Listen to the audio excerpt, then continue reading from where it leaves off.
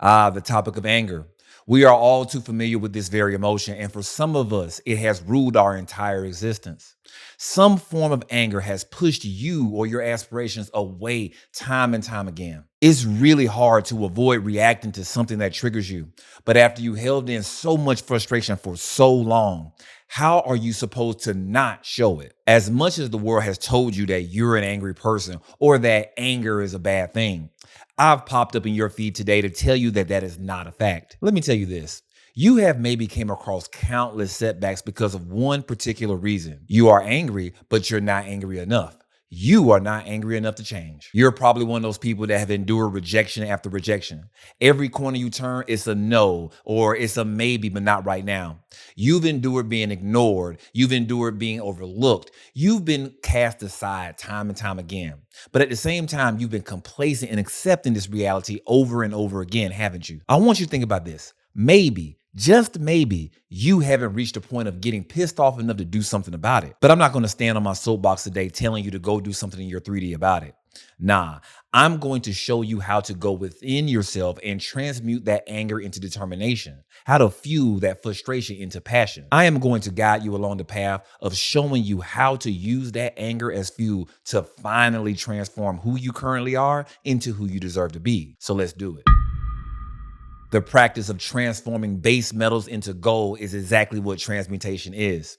Transmutation is all about changing from one form to something else. But when you're talking about manifestation and those powerful emotions of yours, we're not working with metal anymore. We're working with energy, your energy. Transmutation is taking one kind of energy, like anger or frustration, and transforming it into something useful like determination and passion. It's a process of turning a negative emotion into a productive force. Better yet, it's about turning those negative emotions of yours into favorable ones that can actually bring you forth into that good change that you've been looking for all of your life. So take a second and think about anger in and of itself. It probably feels like it's only a destructive force used to hurt other people, right? But let's be real with each other for a second. It can definitely be just that if it's not transmuted correctly. But anger itself is simply just energy, raw, untapped energy. In Power versus Force by David R. Hawkins, he wrote about the difference between force and power. Anger sits down at a lower level on the scale of consciousness, but it's higher than apathy or shame. This means that anger, when used properly, can push you forward to those dreams of yours. You can actually transmute that energy into something constructive. Stop and think about it for a second. Anger comes from frustration. That frustration is a result of you finding yourself in the gap between where you are and where you want to be. If you feel stuck, that energy can either tear you down or tear you apart, or it can propel you forward if you know how to use it correctly. Michael Jeffrey Jordan, one of the greatest basketball players of all time. Correction, the greatest basketball player of all time. But did you know that he was cut from his high school varsity basketball team? He didn't make that varsity roster that he sought out for and was relegated to the junior team early in his career. Imagine that. As a young athlete with big dreams, being told that he wasn't good enough could have destroyed his very spirit. He felt angry, frustrated, and humiliated. He said it himself in an interview later in his career. Whenever I was working out and got tired and figured I ought to stop, I'd close my eyes and see that list in the locker room without my name on it. That usually got me going again. Instead of letting that anger and humiliation consume him, Jordan used it to his benefit. He transformed it into fuel. Every early morning practice, every extra drill, every shot that he took in the gym alone. He wasn't just practicing anymore. He was transmuting that anger into determination, into persistence, into the will to be the greatest. Pay attention to that quote that MJ left behind for us. He didn't repeat an affirmation over and over again. He simply closed his eyes and visualized a scene from his past that would set himself back on track towards his goal. That very anger led him to become a driving force, and it led him to become the Michael Jordan that we all know today, arguably the most iconic sports figure in history. Now, what MJ did wasn't just about physical effort, it's about vibration. According to the Hermetic principle of vibration, everything in the universe is in constant motion, vibrating at its own frequency. Even emotions like anger have a vibration. The lower the frequency, the more destructive the energy. But when you change how you feel about that anger, you can change its vibration. Alchemy, along with the other Hermetic principles, teach us that everything can be transformed. Anger can be turned into passion and drive. It's about recognizing the energy behind the emotion and intentionally shifting to something that you actually want to experience. You're not fighting against your anger, you're raising the vibration and channeling into something higher, into determination, into focus, and into conviction. So let me give you one of the keys to using anger productively when manifesting and maintaining that emotional stability of yours. Y'all, I spent a whole lot of time studying different paths of consciousness. One thing that I noticed is the attempt by many of my fellow creators out there to remove emotions and feelings from the process of manifestation. Well, this is the here nor there stance on that. The whole entire point of manifestation is to manifest an emotion or a feeling. I'll say that again. The entire point of it all is to manifest an emotion or a feeling. You are not simply just manifesting money. You are manifesting the feeling of freedom, and money is just a conduit to experience it. You are not actually manifesting a significant man or woman. You are manifesting what it's like to feel the emotion of adoration, and that romantic commitment is the channel that you'll experience it through. Removing your emotions in order to manifest an emotional state? Does that sound correct to you? Hell no, of course it doesn't. But let's just stay there and assume that it doesn't. Now, you're committed to controlling your emotions instead of pretending that they don't matter anymore. If you let anger control you, you'll be stuck in a reactive state of chaos. But if you learn to control it, if you learn to transmute it, you can gain power over it. And here's another truth. The universe responds to your emotional state. If you are out there in your 3D reality and you're stumbling along, getting triggered by everything every day, your vibration is inconsistent with who you claim to be, and inconsistent energy leads to inconsistent results. But if you remain emotionally stable, even when that anger starts to rise up through your chest, you'll stay focused on those goals that you want to experience. When you feel that anger bubbling up, don't suppress it. Don't jump out the window and react as well.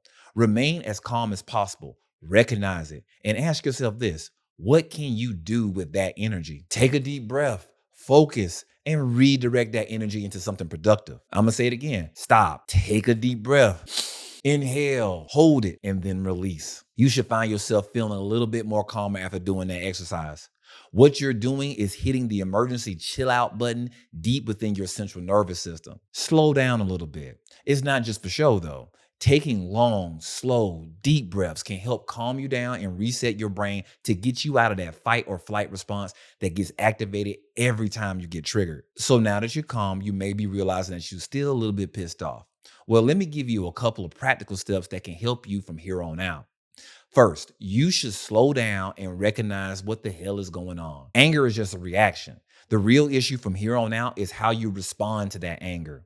When you feel that wave of anger coming on, it's usually instant, right? Your body tenses up. Your heart starts to pound. And before you know it, you've said something stupid or you've done something stupid. But that's because anger triggers our survival instincts, like I just mentioned before. It's literally hardwired into us from way back in the day when humans needed this adrenaline to survive dangerous situations. So the moment that something happens that pisses us off, our bodies go into reaction mode fast. But here's the catch. There is not a pack of lions chasing you, but your body still reacts like there is. That is why we snap, that is why we yell, and that's why we do something impulsive as a result. But what if you could pause for just a moment before reacting? That is where real self-mastery comes in. When you pause, even just for a few seconds, you give yourself a little bit more space to think. That pause helps you to step out of that automatic reaction mode that you're always finding yourself in and gives your brain time to catch up to the 3D situation staring you in the face. Think of it this way. It's like hitting the pause button on a video. This video. You're not just shutting down the whole YouTube algorithm. You're just giving yourself a little bit of a second to figure out what the hell I'm talking about. Think of life just like that. You're just pausing for a second and letting your mind catch up to your 3D reality before you react. Here's the second part. Actually recognizing that you are angry. This might already sound obvious to y'all, but in the heat of the moment, we often don't even realize that we're angry until we've already reacted. You're not suppressing it anymore or pretending that it doesn't exist. You're simply observing that it is there. And honestly, this one step can change how you deal with any of those nasty circumstances that might pop up in your day-to-day reality. Once you actually know that you are angry, now you can decide on how to respond instead of just reacting impulsively. So now that you're calm and now that you know you have to do something, how do you do that something? How are we going to transmute that leftover energy? It is time to reflect. Ask yourself this. What was it that you really were angry about? Sometimes what we actually get mad about is on the surface and it's not the root cause. Were you mad because somebody disrespected you? Were you mad because something felt a little bit too unfair for your taste? Or maybe you just felt out of control in a situation that you're going through. This reflection is important because it helps you to understand where that anger is coming from. Once you know the source, you can start to think about how to eliminate it. You can start to think about how to actually take action on it. But it's important to reflect on this from a calm state, not when you're still heated and pissed off. Say you were mad because you felt like you weren't being taken seriously at work. Instead of dwelling and ruminating on it, channel that energy into improving your skills of speaking up for yourself and making sure that you're heard so that never happens again. Have you ever noticed how some of the best art, some of the best writing, some of the best music comes from intense emotions? Use your anger as fuel for creativity. That energy can be transformed into something amazing when it's channeled the right way. You know what? Sometimes anger shows us where something in our life actually needs to change. Maybe you were mad because someone crossed a boundary of yours. Or better yet, you're mad at yourself for allowing someone to cross your boundary simply because you wanted them to validate you. Whatever it is, this is your chance to change your identity and manifest a different life for yourself where people react to you the way that you want. It is always a good time to lay down some of those strong boundaries because boundaries are the physical manifestation of a very strong self concept. If it was frustration over not manifesting something, use that leftover energy to focus on what you do want to experience while also rejecting those fears. Take control of your mind and then take that emotion and use it to move yourself forward, not hold yourself back. Before I go, allow me to leave you with this.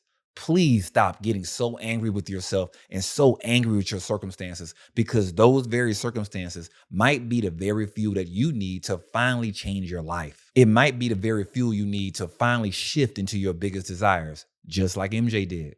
Getting cut from that high school team was the fuel that he needed to make him into a champion for the rest of his life. That rejection that you just experienced may very well be the fuel that makes you into a husband, a wife, a millionaire, or a champion yourself. That's our discussion for today.